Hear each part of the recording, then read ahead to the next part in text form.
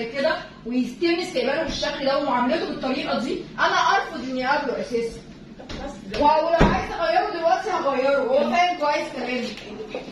اللي بيحصل ده مش هيتكرر لا مع محمد فؤاد ولا غير محمد فؤاد، الشخصيات العامه اللي هو احنا. عامة الشعب دول مالناش فيها. بتوع الجامعات بعد اذنك ثواني كمان مش عارفه بكلم مين؟ انا عايزه الجامعات اللي بيطلعوا من الجامعات يشوفوا لهم محل سندوتشات. انا عايزه اعرف مين الشخصيه اللي بتكلم معاه.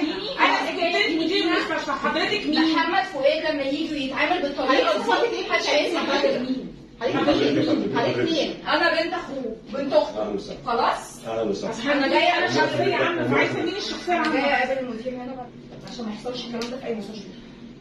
خلاص؟ انت مرتاح في الاستراحه، نشوف مواعيد الفاضيه.